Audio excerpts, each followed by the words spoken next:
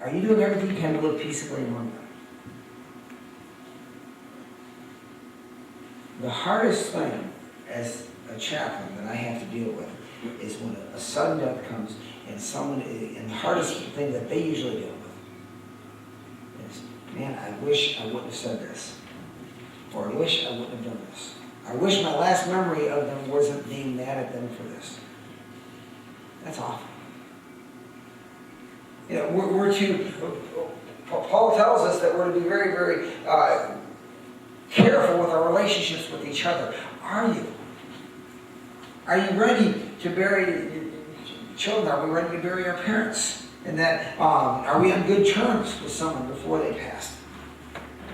Are we reconciled? Isaac's life was complicated because of Abraham's sin. This complicated dynamic of him and Ishmael and them not getting along was a direct result of Abraham and Sarah's sin. But they still have their responsibilities. And you might have in your life, you might have some problems because of someone else's sin. But you still have to be ready to deal with it. So we see one generation dying. Secondly, we see the next generation having to deal with the current relationships. Of course, obviously Ishmael and Isaac didn't get along. I find it interesting when you see the genealogy of Ishmael here. It says he died. It doesn't say that Isaac was there at the funeral.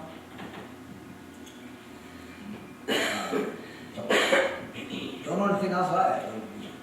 Don't know if he wasn't invited, what the case may be. Although they obviously, again, we can infer from all we know about the body of evidence, and then lightly was here, they didn't get along. Sometimes, and this was a relationship that they probably had a hard time defining. They didn't know where they fit amongst each other. That happens in real life situations today, does it not? It happens often. Sometimes they're not defined, or if they are defined, they're bad. But what I see here too about Ishmael, I think as a side note, is important. Ishmael is not a believer. Ishmael is not called of God. God, by common grace, though, still blessed Ishmael and still kept his promises, even to non-believers. Notice Ishmael remember Hagar was promised that Ishmael would be the father of nations, and Ishmael certainly was. And we see the list there. Of course, we know from our previous studies, Ishmael is really the father of the Arab world. And Abraham and Sarah's sin, going back, affected not only Abraham and Sarah, not only their immediate children, but it still has an effect on the entire world today. Because the sons of Ishmael and the sons of Isaac are still at war today. Whether in real war or even in just in skirmishes and always under the tone, they're always after each other as a direct result of Abraham's sin. This feud still goes on today. Now, Ishmael settled, according to the geographic, we don't have time to deal with all that, but it was a long way away.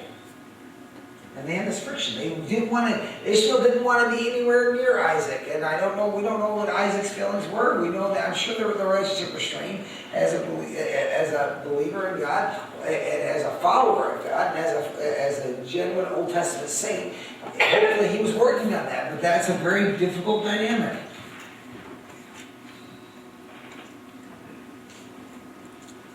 But what I think we have here are some principles we can take out. You know, friction happens in families because of sin. And how do we deal with an unsaved relative, or even maybe someone who claims to be a believer who does not like us, does not want to be around us, is angry? Well, what we cannot do is we cannot sin. We can't be better at them. We can't return evil for evil. As much as lies within us, we live peaceably among all men. I think that's a genuine thing we have to do. And then sometimes we have to realize that, hey, we're ready to have a relationship whenever they are, but we can't just keep acting. We have to let it go.